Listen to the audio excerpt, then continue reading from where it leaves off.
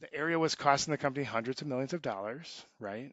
Benefits are expensive. They're typically number two in most companies' financials in terms of expenses, but no one was enforcing performance guarantees in these vendor contracts, if they even had any. So some of these contracts, it's just a free for all. Here's millions of dollars in administrative fees, and you don't have to prove that you're doing anything. And we're not going to check. Welcome to Broken Benefits. I'm your host, Lee Lewis, and this is a podcast where we learn from top employer experts on how to fix our broken benefits to save lives, save dollars, and save your talent. All right, welcome back, everyone. So excited about today's guest. Brian Duclos is one of the best benefits executives in the country. He's been working on an enormous health plan with a couple $100 million and has been able to manage that over the last half decade to low single digits. Additionally, Brian has a non-traditional background coming in from accounting and has been working with his team to develop some of the most innovative plan design concepts in the industry. So excited to have him today. Brian, welcome to Broken Benefits. Thank you for having me, Lee. I'm excited to be here. Oh, perfect. So, I guess starting off, would love, especially for those who don't know you, would love to hear a little bit more about your story and how you ended up in benefits, especially given that that wasn't your background or trajectory. That was not my background. You are exactly right. I actually started my career in telecom industry with internal audit. It was a great place to learn everything about the business. So how do processes work? What does every department do in the company? What roles do they have? What's the core objectives of each function? What are the systems and vendors that are absolutely critical? Who are those? And what do they do for the organization? But most importantly, I got tons of experience learning about accounting, financials, and internal controls. So I moved my way up internal audit through management, and I was eventually assigned an audit project to review the HR benefits project processes and spend. And that's honestly what changed my future career path. I met a lot of really nice people in HR on that project. They were great and they were really good at their jobs. They answered employee questions well, they dealt with issues well, they did enrollment, they did all the traditional benefit things. They responded to issues, everything, all the basic day to day blocking tackling was great. But I realized even though they're great to work with, it was actually one of the worst audit reports I ever had to issue. Oh, wow. The area was costing the company hundreds of millions of dollars, right? Yeah. Benefits are expensive. They're typically number two in most companies' financials in terms of expenses, but no one was enforcing performance guarantees in these vendor contracts, if they even had any. So some of these contracts, it's just a free for all. Here's millions of dollars in administrative fees, and you don't have to prove that you're doing anything. And we're not going to check. I was like, this is not good. This is not good. We have some opportunities here that we could do things differently. No one was reviewing or verifying data, and no one was confirming that these millions of dollars were actually okay to be paying. And so as I dug deeper, I realized, oh, we have a lot of work that could happen here, a lot of work that could be done differently. And the CHRO got a copy of that audit report, and then my phone rang shortly after that. It's like, I'd really like to understand more around why you think my benefits team is not doing their job, right? So that's an awkward conversation to be in.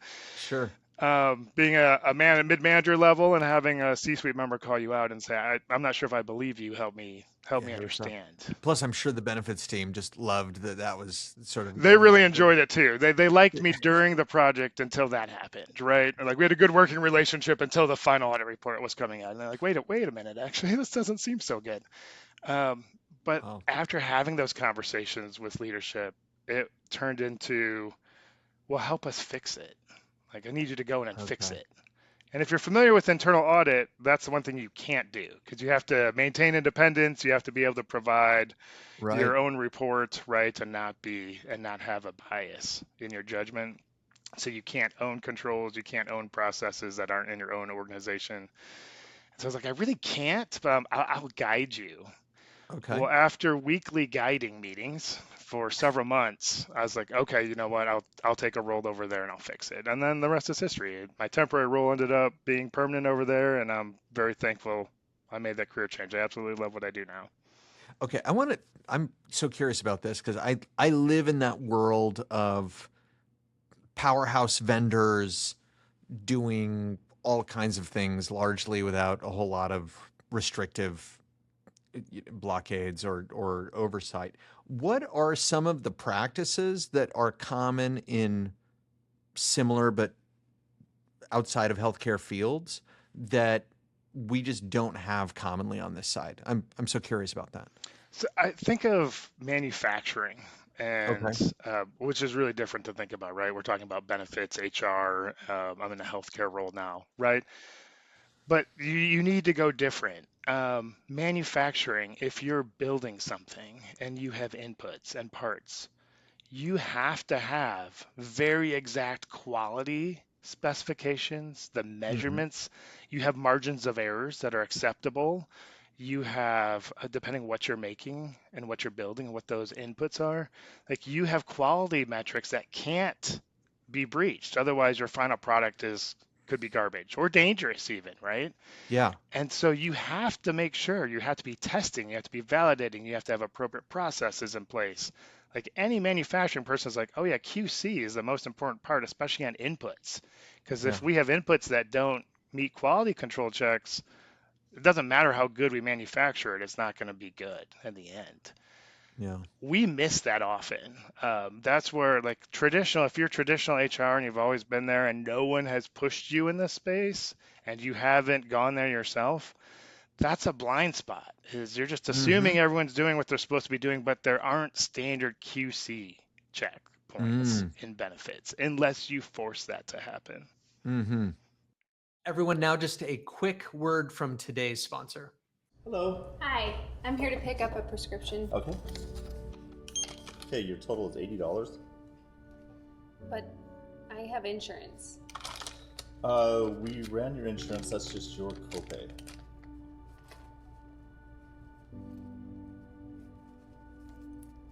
Can you hold on to that for me? I'll be back later. 58 million American adults can't afford their prescriptions. Many of these people work for companies just like yours.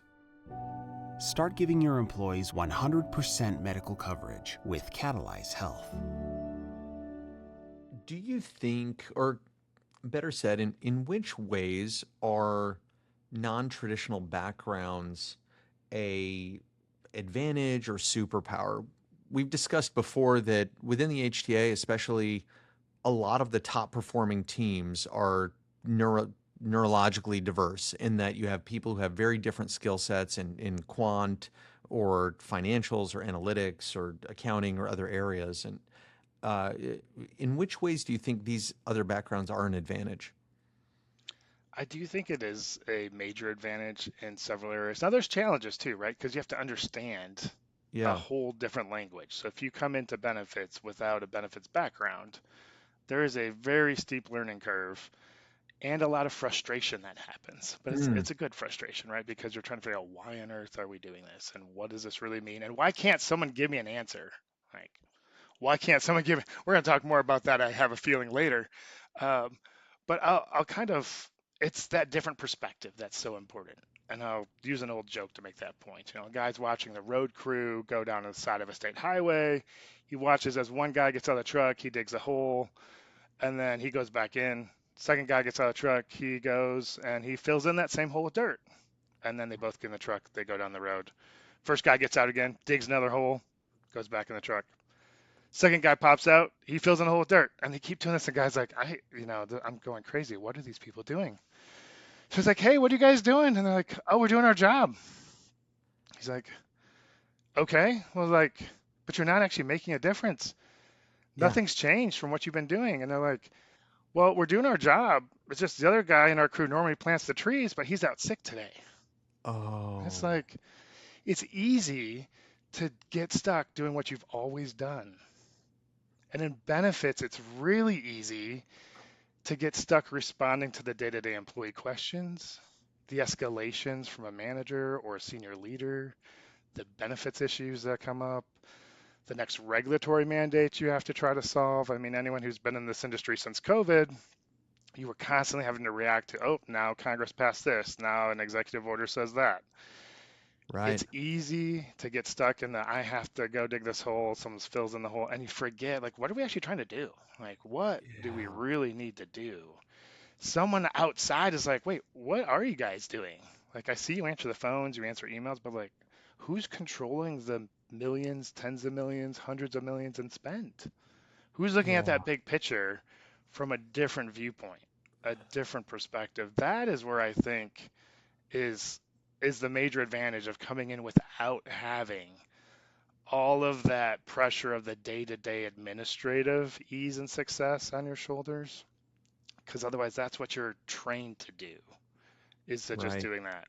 So being new to the workforce, so for example, internal audit taught me the most important lesson of all. Yes, internal controls, yes, accounting, all that good stuff. Ask another question. Not sure about Mm. what you just heard from your client who's explaining a process? Ask another question. Does something Mm. still not make sense when you're like, well, why does this control matter? Ask another question. You still can't get the financials to tie out when you're trying to reconcile two different system reports that should?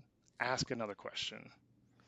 So if you don't take anything else away from our conversation today, hopefully that reignites that curiosity flame is hugely important, massive. Like, ask another question. And the more questions you ask, you'll know what to ask and you'll see that bigger picture of what you're supposed to be looking at. I feel like people are afraid of looking dumb, especially if you're new into this space. Is like all of it makes no sense. And so it's like you just assume, well, maybe I just don't know, or maybe I just, there's some other context clue that I'm missing out on or something. And I think it seems like a lot of people just kind of go along to get along because of that. Uh, yeah, how did you get over that? Or maybe you just didn't bother. You're just like, hey, I need to understand this, and so I'm gonna keep asking until I figure it out. You have to get over yourself sometimes. Yeah. Sometimes we're our biggest obstacle. Um, and so sometimes you're like, hey, I know you probably all know this. I'm new in this role, right? So help me understand why we do it this way, or why are you saying X when the data I see says Y? And I'm sure there's a great reason for it. Help me understand I don't what that understand that reason reason. is. The best part of it is usually you've already figured something out, but no one's asked the question. No one's called the vendor and held them accountable of why X is different than Y. And sometimes they're sending you both of the reports that don't match. You're like, Yeah. why don't your systems match? This is intriguing to me. Why are you asking for more money than what shows up in my claims feed? Yeah. Please help me understand that. So it may feel like a dumb question, like you're supposed to know the answer, but Mm-hmm. the whole system is so complicated. No one has taken the time to make sure everything matches because they don't have to. They don't have to.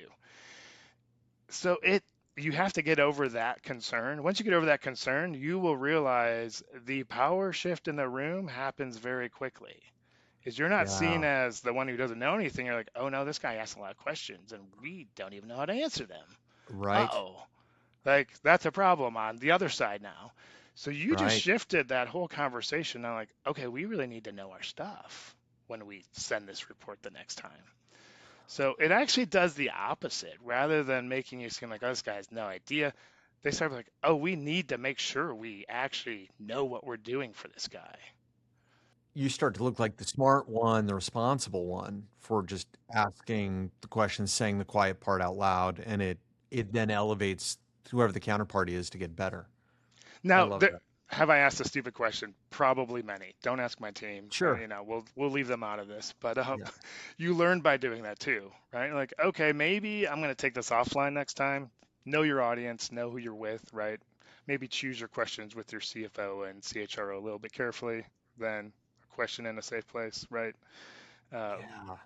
but just take advantage of those opportunities because that's where you start finding those gems that will help you figure out what you need to do next. Do you have a story or example of maybe a classic one that stands out of where somebody just had some kind of crazy set of assertions and you asked a few questions and it started unwinding a Gordian knot? There's probably many I could go to. There's I would one just think, I would think so. Like any vendor you talk to, you can sort of do pick, this. pick But a vendor, pick a solution, pick a point solution program, pick anything you've contracted with in the last 10 years. One is very recent, and it was a hard one for me because I really okay, believed in the program and I wanted it to be so successful. yeah, And it was a point solution program. I won't go into too many details with it because sure, I don't sure. want We'll, to, we'll protect the identify the. innocent there. That's Yeah, okay. But right, right. Except they're not innocent. yeah, Um, and it was a point solution for a very uh, difficult diagnosis, and we wanted to support our people better. yeah, And it ran in the background to give them access to the best care for that condition. And right, we said, okay, this seems great. This is the best thing. It doesn't need member action, so it's happening in the right. background to get them the best care and make sure they have the right treatment, all this good stuff.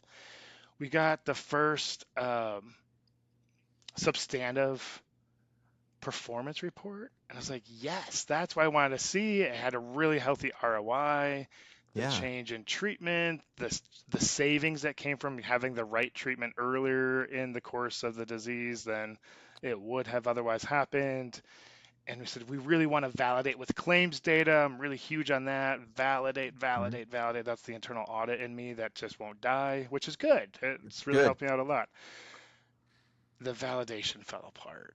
And I Oh, didn't want to believe that because I got the report and it met all of my expectations. It met why we were doing the program. It provided that validation. I'm like, I knew this was the right answer. And I was like, you know what? That's a really high number for a mm, really small number of cases. Is that really right? And now it wasn't a huge area of spend, but I'm like, there's just something that nagged at me a little bit. yeah. So I said, hey, I really thank you for the report. Super excited to see the results. Can we just go one click deeper, one step deeper in this to validate some of those financial? I want to really know how we got to that savings number. I said, absolutely. They're like, yeah, we got this. We can do that for you. I'm like, great. And they came back and they're like, well, we need a little bit more time. It's like, Oh okay, no. and Okay. that's like, well, we're just double and triple checking some things. I'm like, yeah, that's great. I want you to do that, right? Let's make sure Yeah. we get the next thing right. And then they had to come back with their tail between their legs. We almost gave you no savings. There was Oh. an error in the biggest savings case of how it was calculated, and it didn't exist. And I was just Oh. like crushed because I had thought like, hey, we know what we're doing. This is the right thing, Yeah. the right program, right time, right setup. So there, you're gonna have those moments, but you still learn from those. And then you say, okay, well now how am I really going to try to do this differently? We thought we did it all right, and this is recent. I've been doing this, decent Yeah. decent amount of time. This was recent, and it still happened. So even despite your best efforts, Mm, despite your best intentions, and putting everything in place, things can still happen, and they're outside of your control. But it's yeah. about making sure you find them and then you fix them. The one thing I always told my team is I never expect perfection in this space because it's impossible. Too Right. complicated, too complex. Everything changes constantly.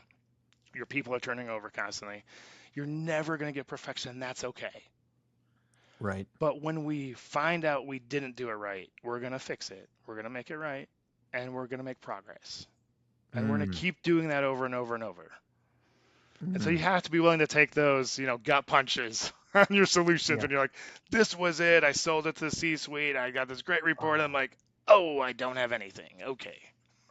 Oh, it demands so much of the integrity when it's like I really believe in that, man. It's like learning that Santa's not real and you're an apologist for Santa Claus. Like Right. it's just it's rough. Similar. Yeah. It just hurts. It just some days just hurt, and that's okay. Now, in a situation like that, uh I guess it just depends whether or not you wind it down or pivot or improve it, but at least you have good information from which to make a better business decision.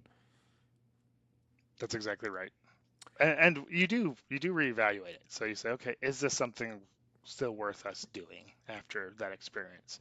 Now, granted, that was one of our early reports. So we said, okay, we like to try things and then see does it work or does it fail? Like, let it fail quickly, but just do something.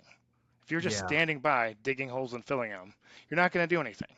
So do Right. something, track it, try it, and if it fails, great. You learned it didn't work, and let it fail quickly. So this one's actually still in that space of we do believe philosophically in it. We just had a really hard first report with it. So we're like, let's Yeah. give it another Some cycle. time. Yeah. And that's going to be different for every organization. Maybe it's only 3 months for you. Maybe it's a year or 2 years. So like we're Right. going to be somewhere probably in between there, maybe like another 6 months, and see what happens and see new validated data that has a longer time horizon. Did that change? And if the answer is no, well, then we probably won't stick around with it. But if the answer Yeah. is like, hey, we do see some good, meaningful impact, and it doesn't always have to be financial, right? That's a big pressure of what we deal with, but it could also be clinical quality, appropriateness of care. There's a number of other levers, right, that we care about. It's not always just the number at the end of the day, uh, but you need to evaluate what's important to you, and then did we get there or not on any of those measures? And if not, then it's probably time to sunset it and try something different. That's right. I want to pivot. You're one of the most innovative plan designers in the country. Just empirically, I work with tons of the Fortune 200. We meet with people all the time. You are out in the front, really, of the field of trying and testing new policies, coverage options, and coverage limitations, and things like that within your plan design. And I would love for you to walk us through your process of how you tinker and discover and design new plan design capabilities, and especially how you get the internal approvals for those. I guess we'll break that into a couple parts of the question, but would like to know what your process is so that others maybe could emulate it. Sure. Well, thank you. First, you're very kind in saying Mm. that. We just try to do what we think is the right thing and what we need to do. The innovations and the changes that I've helped put in place over the last several years, they're all data driven. So Okay. I would say the process is very simple in theory, but very difficult to actually put into practice. And I'll Okay. explain. First, you need to get access to your data because without it, you're flying blind. And if you start taking actions without data, as we talked about, you're not going to know, am I actually successful when I make Right. this change? Like, I'll have no idea. So first, get your data. Two, second, you need to identify what are you trying to solve? Like, what is the most pressing issue? You may have the luxury of determining that yourself, or your C-suite may tell you what that is, right? Or it's going to more than likely need to be a combination between their needs, objectives, and what you see is the need. But you can have all the data in the world, but if you're not sure what the most pressing issue is or where you need to be, you're actually in a worse place than when you started without data because now you're just overwhelmed and you have no direction. That's bad. So Right. first, get your data. Second, figure out what you're going to try to solve. Like what Okay. is that most important solve? Third, prioritize. So you have your challenge, you have your data. There's going to be a million different directions you can go. You can't boil the ocean. You can't do everything at the very beginning.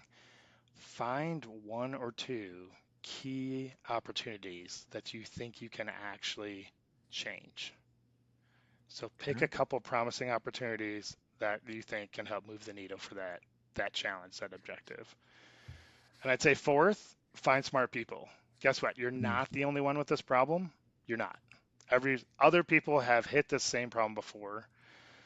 If you find these smart people, you can fix it a lot faster. Otherwise, you are going to recreate the wheel. And we all know there's not a whole lot of value in that. Take the wheel that already exists and find the best wheel. Find the person who built the best wheel. Mm-hmm. Use it. And the best part of this group or this industry is most people are actually willing to help you because we all are working through these challenges. And so, yes, someone else may have solved that challenge, but they're working on a challenge 8 and you may have Yeah. actually already solved that one. And so you are just like, hey, you know what? I did that already. I can help you with that. So fourth, find smart people to help you because it will make it so much faster and it's just more fun. I mean, we're all Yeah. in this together. Like it's more enjoyable. Misery loves company, right?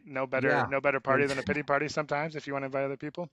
But then fifth, then you need to get that buy-in to actually get it done. You implement it, you measure it, you celebrate, and then guess what? You start it all over again because it's constant. So I'd say that's the framework of how I approach it. And those first three steps are really all about data. So Yeah. get it, understand your challenge, and then find your opportunities. So those Yeah. first three steps all are centered really on the data. The last two steps, 4 and 5, find smart people, and then get the buy-in to implement, are all people relationship aspects. So again, that's where you need both of those skill sets, which you often get Yeah. in a non-traditional background of someone who understands Mm, using data and analyzing it, that's a good callback. and someone who's really good with people and relationships because that's how this work gets done in this space. Let's talk a little bit more about number 5. So you've got to get buy-in. That buy-in goes two directions. You've got to get buy-in among your team. And as Homo sapiens, people, a lot of times, if your boss pushes you to do something, some people become even less enthusiastic about it the more they're pushed. On the other side, you've got your leadership, your boss, and your executives, and many of them are going to be conservative. Could you maybe unpack a little bit of, I guess let's start first with your team. How do you motivate your team to do some of these bold things, especially not all of them are going to have the same risk tolerance? Team in terms of local benefits team or Yeah, HR? What? your benefits and HR team. Sure. I would say that part is all about trust building. Okay. So does your team trust you? Which is a very deep yet foundational question. Mm, And you build trust by having your team's back. That mm, goes back to earlier in our conversation where we talked about that day-to-day blocking and tackling. Those team members probably haven't had a chance to see that bigger picture. They're just trying to get through the workday.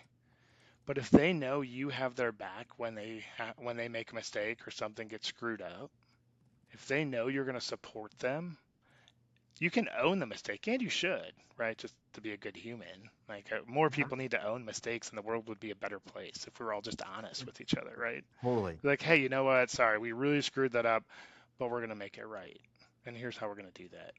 That diffuses 99% of situations. The simple acknowledgement we screwed something up, and we're gonna make it Right. right. Do that for your team. So have their back and not say, well, Susie just processed it wrong. It's Susie's fault. We're going to reprimand her. Like, that's terrible. No. Do you want to be Right. Susie working in that space? No.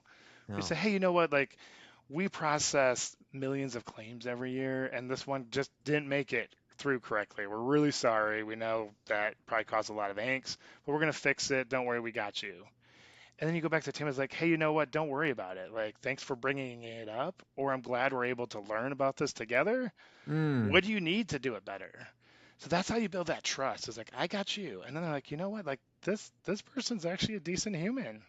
So when this yeah. decent human comes back, is like, hey, I want you to change your medical carrier. We're going to change our pharmacy carrier, and we're going to change a leave of absence vendor all in the same year. And they're like, you are crazy, right? You're crazy.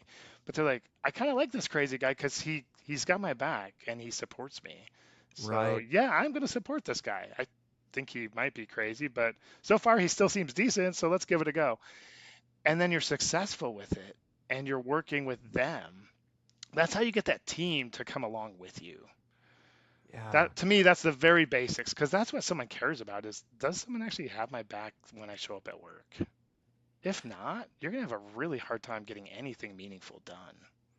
I'm hearing in order to help a team that even might be pretty conservative, if you can create enough trust and psychological safety, then even mildly risky or riskier opportunities seem less risky because you're coming from a very safe place.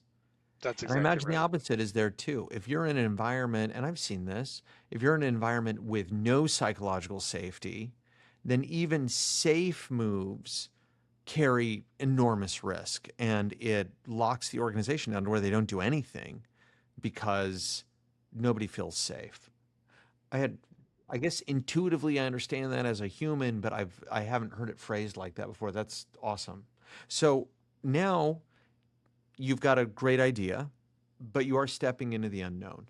You want to do it. The numbers look good.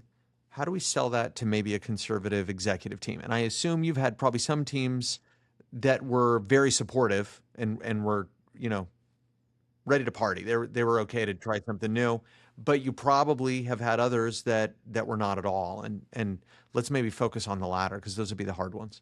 Sure. Yeah, it's knowing your audience again, know your Okay. executives. And you may be in a position where you don't get a lot of executive visibility or airtime Okay. or, involvement. And in that case, find the safe people in your organization to learn about those people. Mm, Because if those are your ultimate decision makers, then you really need to know where they stand on certain, like what is their stance? How conservative are they from an employee disruption standpoint? How much do they just focus on the financials and I could care less what someone feels or experiences, right? Know the different people in the room. I would say one of the things I learned as we had a diverse executive group in terms of different viewpoints on those items is I know this person really only cares about the member experience, but I know their peer who holds more weight in the organization is all about the savings target. So I need to bridge these two gaps, these two very different viewpoints. And sometimes you have to do the extra work of doing that separately outside of the traditional meeting.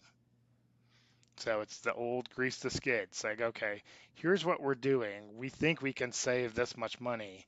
I want you to know there's a pretty significant employee experience risk here. mm, We know that's still important to other leaders in the company. So we want to take some of these savings and make sure we reinvest it to improve the experience, but you're still going to come out net ahead. yeah. When you frame it of like, I am focused on your goal and your objective because you need to hit the financial targets and you'd like your bonus paid out, I'm sure. Sure. Um, so I understand you and I got you and I'm helping you meet that goal. At the same time, I know there's also going to be other noise and I don't want that to blow back on you either. So I've also found a way to address that. When you come to it with those, when you know those couple, and you can't do this for 10 different things, right? Right. Not easily. But if you find, usually there's two or three people that carry the room in the Okay. executive suite that everyone Mm, kind of looks like, wait, what's he thinking or what is she thinking? And yeah. if she's on board and if he's on board, then I'm fine. Like I'm not gonna change anything or push one way or the other. So you need to know who those people are and then know where they stand and then do that homework of, okay, this is, if I was in that shoe, this is what I would push back on and then answer that question. Have it ready. Mm, That's how you then start building that trust in the C-suite. Is they're like, oh, this guy actually mm, understands the business. He understands what keeps me up at night and what I'm always concerned about on both sides. I'm like, oh, like yeah, we can do that. Sure, let's give that a try. I wasn't willing to do that because it's disruptive, but you've already solved that. You already have a plan. right. And I wasn't going to do that because like we couldn't afford it, but you've found money that we could save elsewhere. Right. That's how you can once you lay that out. You lay that out on the executive summary slide and have a couple detail slides that are leave behinds. That's how you break through that barrier that oftentimes stops a lot of things. Because if you go there or your CHRO goes there on your behalf and doesn't have that, it shuts it down. And now you're Mm, really trying to climb back up from a deeper hole that just is harder and harder to get that visibility because like, well, you didn't give me anything. You just told me I have a $10 million increase. yeah. I don't want to I don't need to talk to you anymore. You're not helping my cause. So you have to put yourself in their Right. shoes to figure that out. That's really smart. In arguments, it's the concept of a straw man or a steel man or a gold man, where you restate, understand, or address your opponent's argument. Either you make a caricature of their argument in a weak form, and that's the straw man fallacy, where it's easy to win an argument with a poorly framed representation of your opponent. A steel man is where you represent your opponent as well as they would in order to do a genuine rebuttal or answer. And a gold man is where you even improve your opponent's position and you address that, which is sort of the highest challenge, but also form of integrity. That if you can do that, you're going to be in a really good spot to be persuasive. It seems like this is sort of the position on that from a sales standpoint is okay. What is the most fierce resistance I might receive to this, and I'm going to think that through and address that thoughtfully so that when I present it, I'm prepared and I've already and I can show that I've already worked through the most compelling arguments against it, and here's what they look like. And if you want to twist that and put it on, like you should be looking at this, your vendor sales teams that are Yeah, out there emailing you, calling you, leaving you voicemails, hunting you down at conferences and seminars that's right. to try to sell you these point solutions and programs. They're all doing that already, but you should use that to your advantage. So one of the first Mm. questions out of my mouth when I get a new Oh, that's a program good is point. like, are you willing to put all your money behind it? Right, Because if you believe in it so much, if this is the answer that I just didn't know I needed to find, then you should put your money there. Like right, why wouldn't you guarantee all of my fees, 100% of the fees at risk if you believe in it so strongly? right. And then they're like, like we maybe do like 10% as our standard. I'm like, oh, Yeah, 10%. Oh yeah, that means yeah. you aren't successful. So The do I ones get that my time are, back and everything else? Yeah, the ones that are, they're like, yeah, we absolutely do that. Yeah, we can do that because we know we're gonna knock it out of the park because we've done this and we're successful. Mm. Now, though, there's a small minority. I know we're going a little bit off topic here. No, you're There's a okay. small minority that will agree to it because they're desperate to get clients Right. in. So they're like, hey, we need to make payroll next month. So yeah, we'll do 100% fees next year because I don't have to pay it out to next year. Yeah. I just need some revenue. There's those out there, trust me. But there's Yeah. also established ones that are like, we have so much data that tells us we do this right and it works. Yeah, we can do a huge PG on this because we're going to knock it out of the park. Right. So, kind of taking that flip of how do you get executives on board is you're almost providing that same type of like, you know what, we're going to be measuring and monitoring this, and we have plans to adjust it if it doesn't work out as we think it's going to in the first quarter Mm. or the second quarter. Like, if you also say, hey, I've even thought about if this doesn't go as we think it is or should or would, we Right. also have this in our back pocket to make sure we're still going to meet your targets. So, like, that's a very different conversation. That executive leaves feeling very different about you. It's like, this guy's not Totally. only trying to sell me something, but he's like, hey, he's trying to guarantee it in something he Right. can't guarantee because I can't control a hospital price. Everyone, now just a quick word from today's sponsor.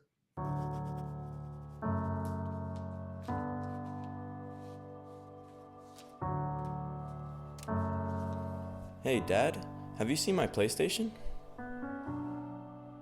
People who work for companies just like yours are desperate for any way to pay their medical debt. Support your employees by giving them 100% medical coverage with Catalyze Health. Tell us a little bit more about, or not more, but tell us about uh, some of the plan design concepts that you've been working on, and how you thought about them or put them in place, and then what were some of the outcomes? Yeah, happy to share for the greater good. Yeah, It all starts using our data, right? Like I talked before, we looked at our data, like where are we exactly. spending a ton of money, and then which is everywhere, right? Like Yeah, pick something in your healthcare report. Um, yeah, but we're like, let's try to target areas where we think there's good opportunity and minimal impact. Always start with your low hanging fruit, common sense, right? right. Like get quick wins, get them in, and then you're building Makes that sense. trust, and then you just get that flywheel going. And it's easier to do harder things in an Right, organization. So we did, and sometimes you have to make a non-traditional choice. So you have to right. do an unpopular choice. So I'll give you an example Okay. of that we're looking at our spend, and I'm looking at our claims. I'm like, why we have 99% in network utilization. I was like, oh, that's amazing. That's the best you're ever going to get. That's great. And I was like, okay, like brokers are all happy. Consultants say that's great. The carrier says it's great. And don't need to look here. Don't need to worry about it. You're not going to do any better than that. I was like, okay. I'm like, but what is that 1%? What what is that 1% of claims that are out of network, and what are they and why? So Right. we have claims data warehouse, and we can log in and pull up reports. It's super easy for us to do that. You may be at a different spot in terms of your access and maturity, in which case, ask a question to get that information, right? But Yeah. we learned we were spending like $5 million. And yes, there was thousands of claims. And I'm like, well, let's peel that back. Let's keep digging, ask another question. And Hmm. we learned that, okay, there's maybe like 400 people with these claims, $5 million worth of claims, 400 people. I'm like, okay, that's still, we're conservative with employee and member impact. We don't love having negative member impacts, right? Right. So we dug deeper and we're like, but out of that 400, only like 85 actually had a claim paid by the plan, because you Hmm. still have the out of network deductible, the out of network out of pocket. Like you still Right. had those employee cost sharing. So like their claim level didn't rise enough to even have the plan pay. Yeah, they were paying cash effectively. So you're paying So, cash. You're paying cash rate with that provider. So then we dug in. We're like, only 85 actually had some part of a claim paid by the plan out of network. And we dug a little deeper and we're like, and 4.2 or even higher, I think it was, of that 5 million was like 24 people. 24 wow. out of 24,000 covered lives. Right. So I'm like, if I could save $5 million by potentially impacting only 24 people out of 24,000 people, I should do that every day. Right. Versus everyone's premium goes up 20% next year because, sorry, we have Yeah. out of network costs. But you don't get to that unless you're really digging and you ask that additional question. You pull another report. You ask for another report if you can't pull it yourself.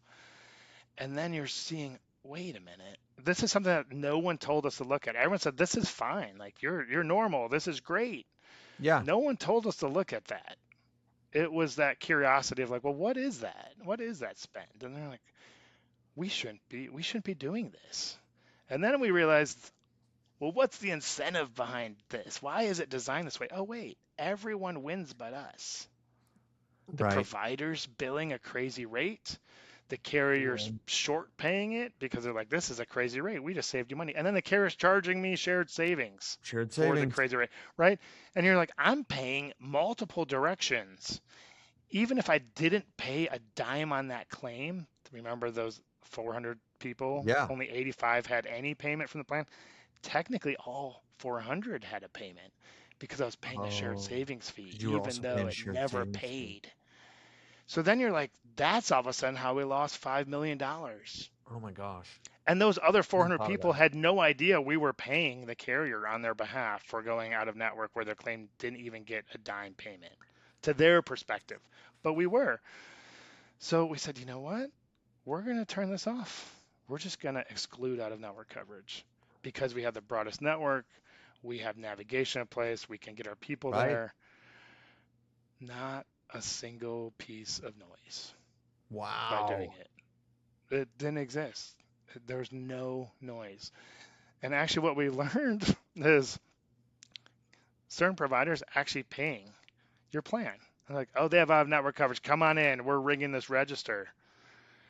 And Right. that immediately stopped because they're like, nope, we can't even talk to you, remember? And the member's like, what Wow. do you mean? And they're like, oh, we can't bill you hundreds of thousands of dollars for you. So, but the member actually gets better care elsewhere, and then we can manage it. So Yeah. it was a win all the way around. So that's That that's is one example. such a great diagnosis. And you know what? 95% of even really good benefits managers would look at that and say, there's 400 people using this out of network stuff. Too much Too much disruption. heat. Too much heat. I'm not going to bother with it. But the thought of, wait, how many of those people hit their deductible? It's like almost none of them, which means they're just paying cash. You take all that off the table. Man, that number narrows so fast in a way that even really smart people would miss. So that's a pretty simple example. And then you need to Okay. go deeper. So like I said, there's low hanging fruit. Take the low hanging fruit all day Okay. long, right? And once you get in a rhythm and your team gets in a rhythm and your executives start seeing like, oh, you're changing this. It's for the better. Like this is good. Yeah. They give you that leeway of like, keep doing it. Like keep doing it. This is great. But then you start diving in and realizing, like, okay, there's all this data that's out there now. The Mm-hmm. hospital price transparency files and the machine readable files. You have more access. It's still slow, but it's coming with some of the pharmacy data, direct to employer options with Mm-hmm. some of the pharmaceutical companies. But there's more data points. If you're or your team don't have the ability to work with that data, get someone who does. Get someone who Mm. can. Find an independent, find those smart people and ask them, hey, what have you done with this? What have you done with this? How have you handled this? How have you used this data? And then start, again, you don't need to recreate this. It doesn't need to be that hard because it's like the paralysis that takes place. Is like, I have $100 million. I have to deal with a $10 million Right. bogey for the It's next too year much. with trend. Like, I don't know how we can do this. Like, my finance team's just like, okay, well, we got to take it on the chin again. And they're used to it. Yeah. You just get stuck in that because it's so overwhelming. You just got to pick those couple items, right? Find a couple items. So we drilled into some of our infusion drugs that were running Okay. through the medical plan. And we looked at them and we're like, man, these are not competitive prices whatsoever. Right. Whatsoever. In some cases, some were. Some hospitals were, you know, playing fair and Sure. reasonable. But there was just a few outliers. And again, the more we dug in that data, we realized there's like 4 people that are costing us $2 million in just abusive pricing. Yeah. They can get the same exact medication anywhere else. But that one Right. place that I've chosen to go to has the world's worst contract from my standpoint as an employer payer Right. with the carrier. To them, they're like, win, we got the best contract ever. But like, you can't afford to let that happen. But no one else is bringing this typically to your attention. No one else is Right. going to give this to you. Unless you've really got surrounded yourself with the right people that are doing right by you and have your interests Right. aligned, you have to go and ask these questions. You have to go and figure out where your spend is and start with those large dollars because that's where you can make a very quick impact, typically with a small number of people that have to Right. deal with the change. So that's always my first recommendation for someone is like, look for those areas first. That's what gets you the buy-in. That's what helps move it. And then you can start finding the more complicated areas to tackle.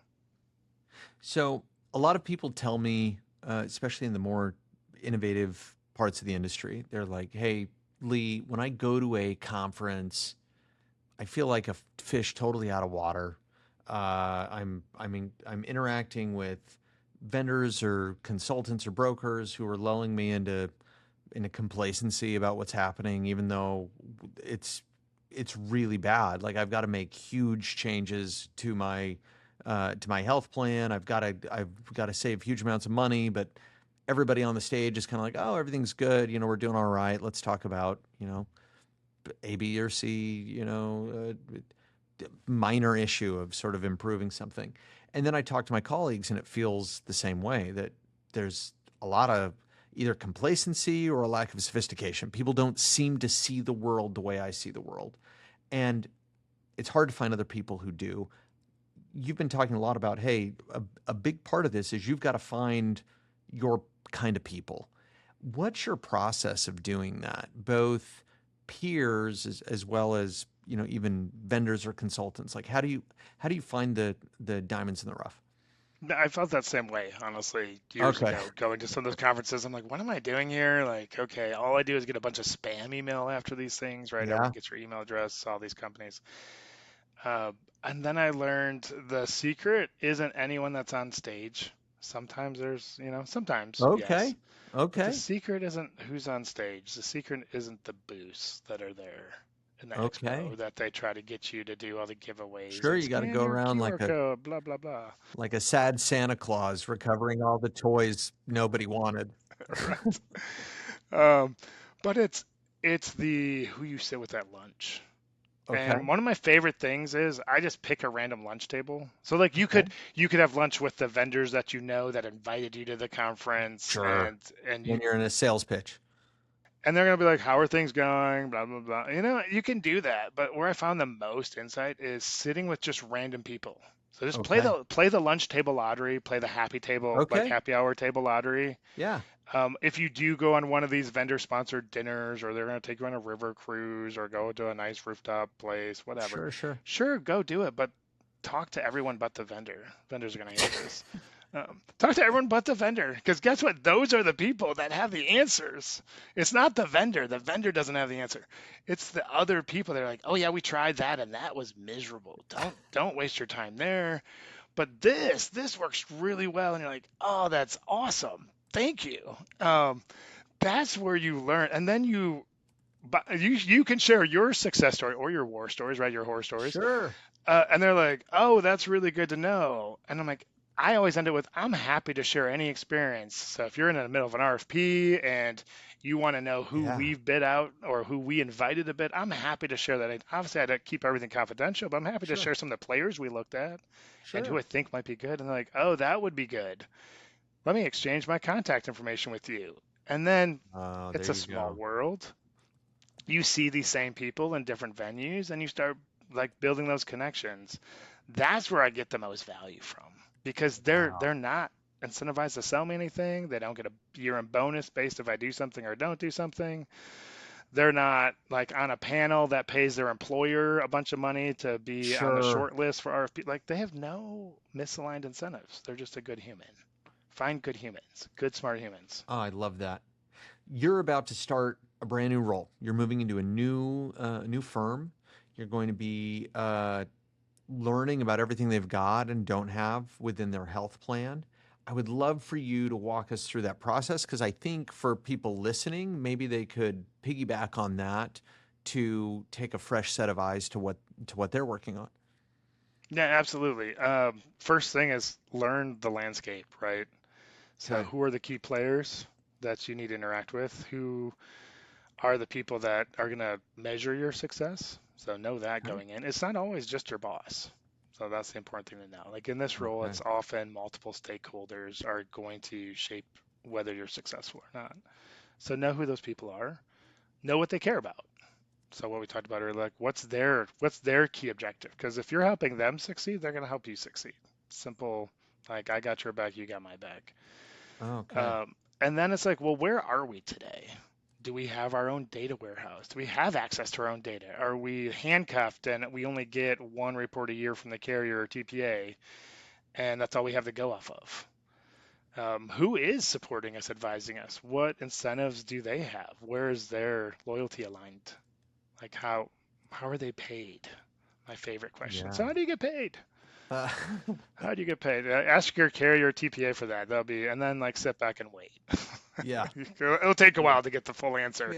Good You'll have stuff. to Give ask me a that. lot of follow-up questions. But no, it's all about the awareness. So you need to understand, and then everything I do is data driven, and that's how I've been successful getting buy-in from not only my team, not only the executive suite, but also like our partners, our vendor partners realize like, oh, this guy actually pays attention and he has good ideas. Wow, we're actually learning from him. Like we should help this guy because he's going to make us better if Yeah. they really are smart and they care about their spot in the business. And those are the people you want to keep working with and building with, because that's how you actually make change happen. Yeah. So that's my very high level overview. Know who determines your success, know what they care Okay. about, and then figure out your landscape of like, is this place completely on fire? Like, did I just join a dumpster fire? Or Yeah. is this like, hey, we're so well oiled, like we just want you to keep doing what we're doing? Like, what's the expectation, right? And then Yeah. arm yourself with data and good people.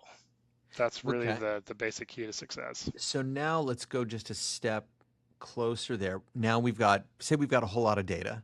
What are like the big KPIs that you're looking at? The main categories. Uh, Maybe are there any heuristics of like, hey, I want to be over this or under this, or I ought to see this, and I'm going to look here quickly to see if there's easy money. What are some of those KPIs that you're going to jump on first? I'm actually going to go really off the rails in a non-standard answer in this space. Love it. If your organization has any concerns with employees, you actually need to start with your employee data first. It's Okay. not your medical claims, it's not your pharmacy claims, it's your employee data. What's your turnover? Like, do you have issues retaining people? Do you have issues attracting people? What are the reasons? Why are people leaving? Why are people refusing to sign? And then for all your current people, how do they feel? Like, what's their current view of your total rewards package? What are their views on your actual benefits? Dig deeper. What data do you have? If you have no data in that, it's time to get that data. Because you can come up with all the great ideas in the world. If all you're doing is saving some money on the back end and you're pissing everybody off and you already have employment challenges, you're just Yeah. adding gas to your organization's problems. So yes, you did a great job. You saved some money over here in benefits. So if you're only focused on PEPM, which everyone wants to say, oh, PMPM or PEPM, Sure. that's great. You can do that, but you can burn your organization to the ground by Yeah. being successful there. So know where your people challenges are. Know where the organization is in that first. And then say, okay, am I off base here compared to my peers, my competitors, a custom benchmark? If you don't have a custom benchmark, get one. Get one. Who are you hiring against? Where do your people leave to go work? You should know all about their stuff.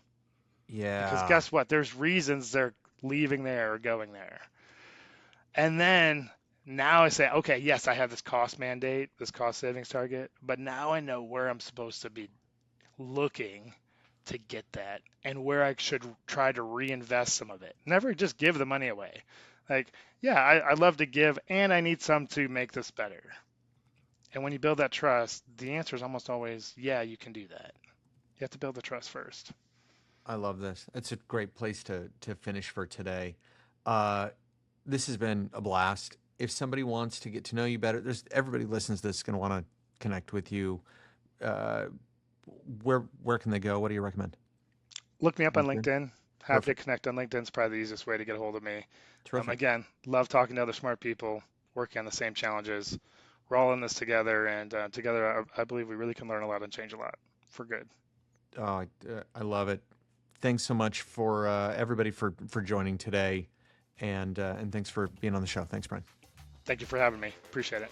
Thanks for joining us on Broken Benefits. If you enjoyed today's episode, please subscribe to our YouTube channel or on your favorite podcasting platform. Also, please share today's show with a friend or colleague. It's free to do, and it helps us spread the message to as many people as possible. Until next time.